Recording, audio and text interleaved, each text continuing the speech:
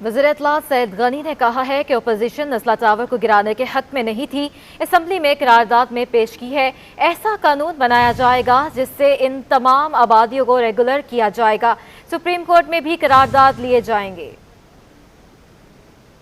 जो अवामी इशूज़ है, अवामी इशू था जिस पर आज करारदाद आई थी, लेकिन आपने देखा कि वो कितने तजादात थे उनके अपनी बातों में। एक तरफ कहते हैं कि नज़ला टावर को नहीं गिरना चाहिए, ऐसी बिल्डिंग को नहीं गिरना चाहिए, दूसरी तरफ हम जब कहते हैं कानून बना तो उसकी मुखालफत करते हैं। तो मेरा ख्याल है कि हुकूमत को या असम्बली में बैठे हुकूमती अरकान को कानून और उसके मुताबिक अपना किरदार अदा करना जो हम कर रहे हैं। अगर आपने करारदाद पढ़ी हो, उस करारदाद में ये लिखा हुआ है कि सिंध हुकूमत एक ऐसा कानून लेकर आए जिसमें इन आबादियों को, इन घरों को कोई प्रोटेक्शन दी जाए। उसके साथ साथ ये लिखा हुआ है कि जो ऑफिसर उसके अंदर जिम्मेदार हैं उनके खिलाफ एक्शन लेने का भी उस कानून के अंदर जो है कोई ज़रूरी चीज़ें मौजूद होनी चाहिए। तो हमने आज जो करारदाद मंजूर की है उसके अंदर सिर्फ उन इमारतों को प्रोटेक्शन देने की बात नहीं है, उसके साथ साथ जिम्मेदारों के खिलाफ कार्रवाई करने की भी बात हमने की है। Opposition leader Sindh assembly Haleem Adil Shaikh ने दावा किया है कि असम्बली में पेश की गई करारदाद में नस्ला टावर का जिक्र कहीं नहीं था। मीडिया से गुफ्तगू में हलीम आदिल शेख का कहना था कि ज्वाइंट अपोजिशन की करारदाद को हाईजैक किया गया। हमारी करारदाद थी, जिन अफसरान ने माल बनाया इनके खिलाफ कार्रवाई हो। अगर कोई करारदाद लानी थी तो पार्लिमानी कमेटी बनाई जाती। सिंध की जमीनों पर हाई पावर जुडिशल कमीशन बनाया जाए। टावर पे हम कोई करारदाद लाना चाह रहे हैं। नस्ला टावर की करारदाद हमारी जमा है। आज देखा तो करारदाद आ गई। हम सब ढूंढते रहे, चश्मे उतारे, चश्मे लगाए कि उस करारदाद में नस्ला टावर तो कहीं नजर आए।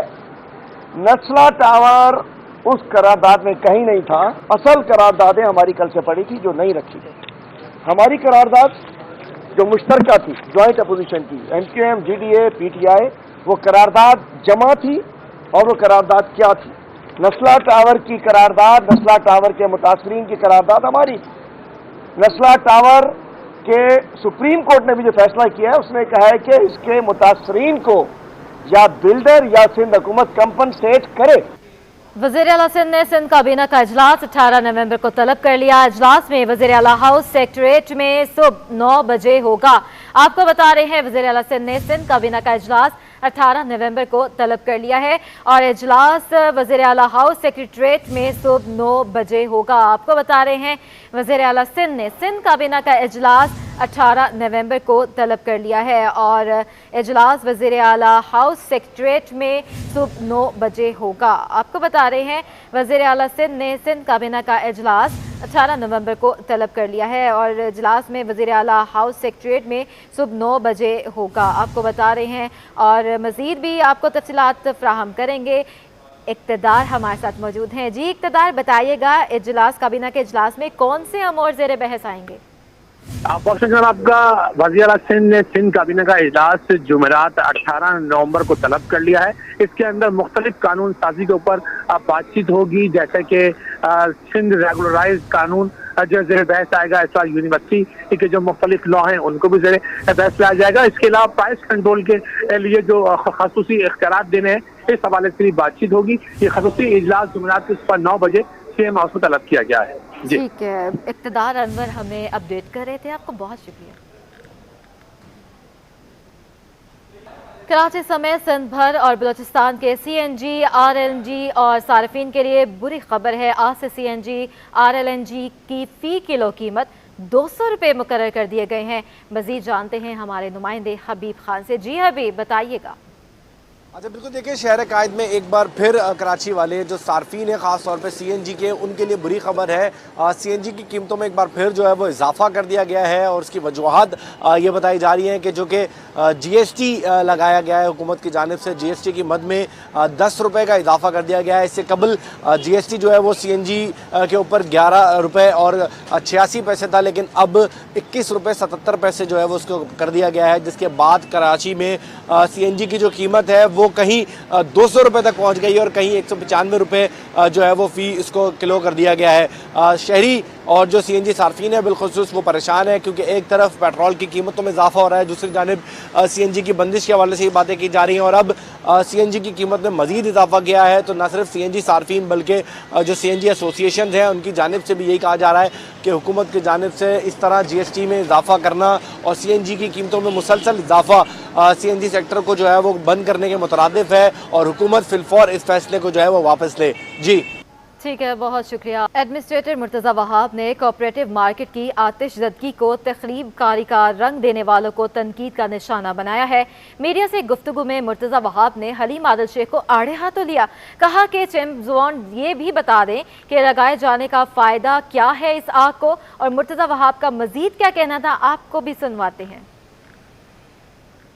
बड़ा इंपॉर्टेंट सवाल है, ये मैं नहीं कह रहा हूँ, ये हलीम आदिल शेख साहब कह रहे हैं, जेम्स बॉन्ड ऑफ PTI। अभी कोई तहकीकात कंप्लीट नहीं हुई, कोई तफ्तीश मुकम्मल नहीं हुई, लेकिन जेम्स बॉन्ड ने आके कह दिया कि ये खदशा है कि आग लगाई गई। अब मैं एक सवाल पूछना चाहूँगा, पिछले 48 घंटों में आप तनकीद तो मेरे ऊपर कर रहे हैं, तो आग लगाने का फ़ायदा किसको हुआ है, इसका फैसला भी जेम्स बॉन्ड अगर कर लेगा तो ज़्यादा बेहतर होगा। जिन्ना अस्पताल के एग्जीक्यूटिव डायरेक्टर प्रोफेसर शाहिद रसूल का कहना है कि शहर कायद में डेंगू से मिलते जुलते मर्ज की तस्दीक नहीं हो सकी, लेकिन इस पर तहकीक जारी है। उन्होंने ये बात हमारे नुमाइंदे वाजिद रजा अस्फहानी से खुसूसी गुफ्तगू में कही है। उन्होंने मजीद क्या कहा आपको भी सुनवाते हैं। शहर में डेंगू के मर्ज़ में तेज़ी से इजाफा होता जा रहा है। गुज़िश्ता 24 घंटों के दौरान सिंध में जो 46 नए केसेस सामने आए, उनमें से 40 का ताल्लुक कराची से है, जो एक तशवीशनाक बात है। इसके अलावा डेंगू से भी एक मिलता जुलता मर्ज़ कह रहे हैं कि अखबारात में भी खबर आ रही है कि कराची में फैलता जा रहा है, जो बहुत तशवीशनाक बात है। इस पर हम बात करेंगे जिन्ना अस्पताल के एग्जीक्यूटिव डायरेक्टर प्रोफेसर शाहिद रसूल साहब से, जो हमारे साथ मौजूद हैं, कि सर क्या आया कोई ऐसा मर्ज़ डेंगू से मिलता जुलता कराची में फैल रहा है या हुकूमती सतह पर इसकी कोई तस्दीक नहीं हुई है? अस्सलाम वालेकुम, थैंक यू वेरी मच, आपने मुझे मौका दिया इस कंट्रोवर्शियल टॉपिक को क्लियर करने का। देखिए, बात यह कि अगर कोई पेशेंट फीवर के साथ आए तो एक चीज़ तो फॉर श्योर है कि हम इसे इन्फेक्शन समझते हैं। इन्फेक्शन या तो वायरल हो सकता है या बैक्टीरियल हो सकता है।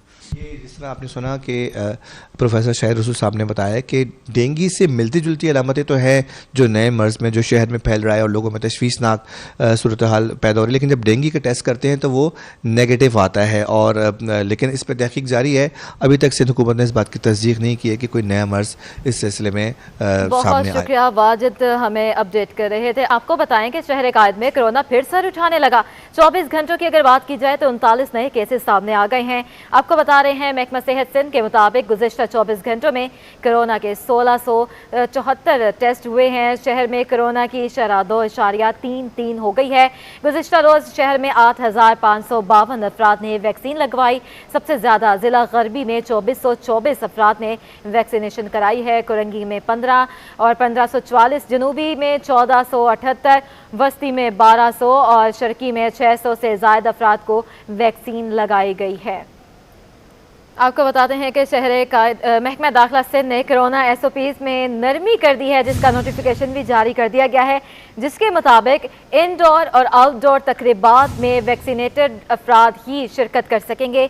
मार्केटें और बाजार रात 10 बजे तक खुले रहेंगे।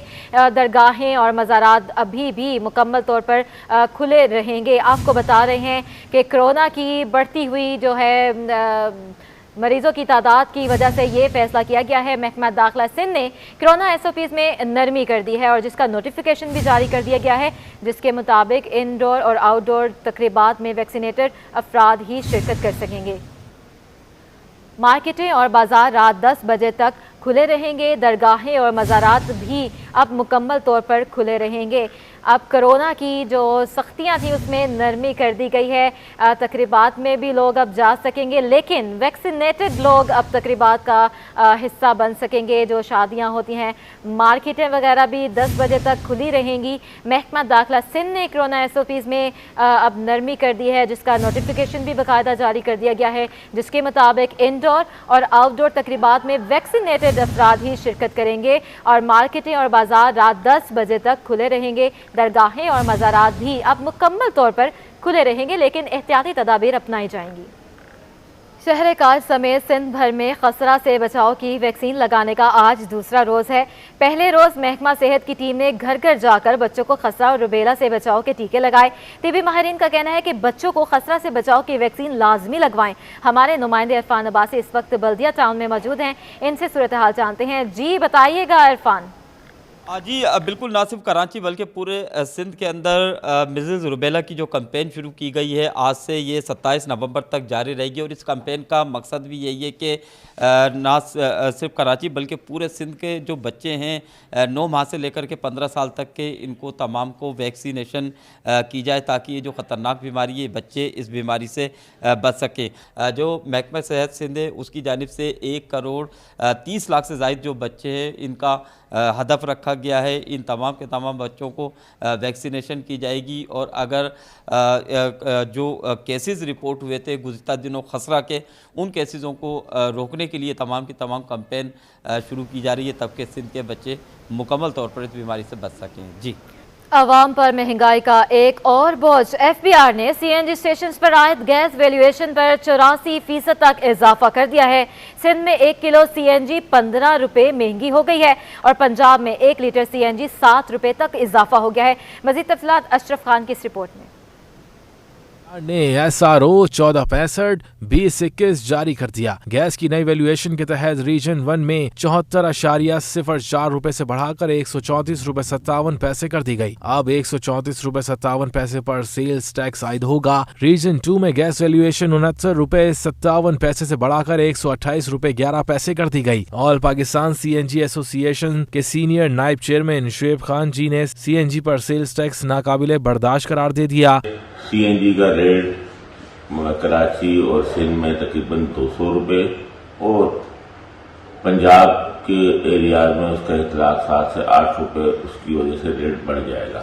CNG गरीब आदमी का फ्यूल है, दिहाड़ीदार मजदूरों का फ्यूल है, रशिया ड्राइवर वगैरह पब्लिक ट्रांसपोर्ट इसमें यूज होती है।